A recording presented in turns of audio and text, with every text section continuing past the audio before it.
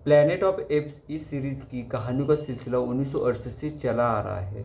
Hollywood की फिल्मों में दिलचस्पी रखने वालों को एडी सर्किस का वो वीडियो तो पता ही होगा, जिसमें मोशन सेंसर और स्पेशल इफेक्ट्स से उनका चेहरा बंदरों में बदलता हुआ देखने को मिल रहा था। एडी सर्किस का किरदार सीजर पिछली film war of the planet of the apps में शहीद हो गया था। Kingdom of planet of the apps इस फिल्म की कहानी पिछली सीरीज के बाद में कई पीढ़ियों के बाद में होती हुई दिखाई देती है। फिल्म शुरू में ही बता देती है कि फिल्म की कहानी का असल मुद्दा क्या होने वाला है। एक साइंटिस्ट द्वारा बनाए गए वायरस ने बंदरों की जाति को इतना बुद्धिमान बना दिया था, वो इंसानों की तरह बोल भी सकते थे और सोच भी सकते थे। प्रेम, विरक्ति, हास्य, श्रृंगार, करुणा, ये सारे भाव उनमें आ गए थे। लेकिन इंसानों में एक अलग ही प्रॉब्लम खड़ी हो गई थी, उनसे उनका बोलना ही बंद हो गया था। कुछ इंसान इस विषाणु की ज्यादा के प्रकोप से तो कुछ इन बंदरों द्वारा किए गए अत्याचार से मारे गए थे। बंदरों में भी छोटे छोटे गुट बनना अब चालू हो गए थे। कुछ आज़ादी के लिए अलग अलग रहना चाहते थे, तो कुछ को किसी किसी गट में जबरदस्ती शामिल कर लिया जाता था और वो वही करते जो उनका नेता करने को कहे जाता। फिल्म की कहानी एक शहजादे के साहस प्रदर्शन से चालू हो जाती है। ये शहजादा बंदरों के उस गट का मेंबर था जिनको चील पक्षियों को पालतू बनाने का महारत हासिल थी। इंसान और वानरों के बीच की अस्तित्व की लड़ाई बहुत ही शानदार और रक्त रंजित देखने को मिलती है। फिर भी कहानी में नएपन की साफ साफ कमी झलकती है। अलग अलग समूह के बीच में सर्वाइवल की लड़ाई इसके पहले भी टीवी पे बड़े पर्दे पे बहुत बार देखी गई है। बस यहाँ पे फर्क इतना है कि इंसानों की लड़ाई सोचने की, विचारने की और साजिश रखने की शक्ति रखने वाले बंदरों से देखने को मिलती है। ईगल वंश का चिंपांजी नोवा इंसानों को अपना दोस्त मानता है। नोवा के गुट के ऊपर मास्कधारी चिंपांजी और एप्स हमला बोल देते हैं।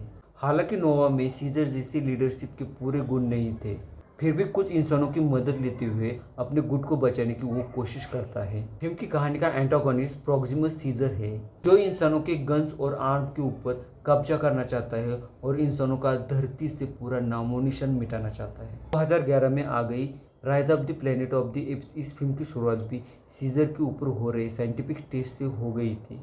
ऐसे ही एक प्रयोग में उसमें बोलने की और सोचने की कला आ जाती है। धीरे धीरे एप्स की सभी प्रजातियों का इवोल्यूशन हो जाता है।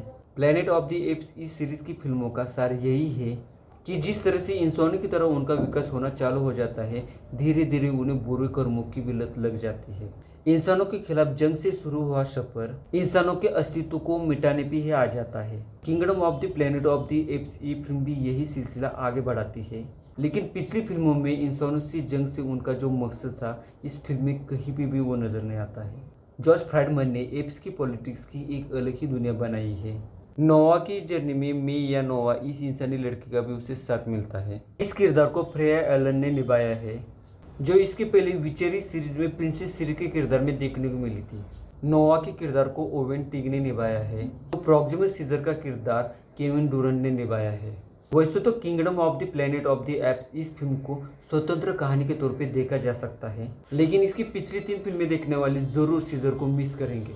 Kingdom of planet of apps की कहानी शुरुआत में थोड़ी सी सुस्त लगती है, लेकिन एक बार जब फिल्म रफ्तार में आ जाती है तो क्लाइमैक्स तक अपना पूरा प्रभाव बना कर रखती है। फिल्म की सिनेमेटोग्राफी कमाल की है। फिल्म की एडिटिंग और भी बढ़िया होनी चाहिए थी। फिल्म का बैकग्राउंड म्यूजिक फिल्म की कहानी से मेल जोल खाता है। इस सप्ताह पूरे परिवार के साथ में थिएटर में इस फिल्म का आनंद जरूर लिया जा सकता है। Kingdom of the planet of the apps ये फिल्म आपको कैसे लगी, प्लीज कमेंट करके बताना। मेरा ये वीडियो अच्छा लगे तो लाइक और मेरे चैनल को सब्सक्राइब जरूर कर देना। मिलते हैं अगले वीडियो में और एक न्यू वीडियो के साथ में और एक नई फिल्म के साथ में। तब तक के लिए नमस्कार।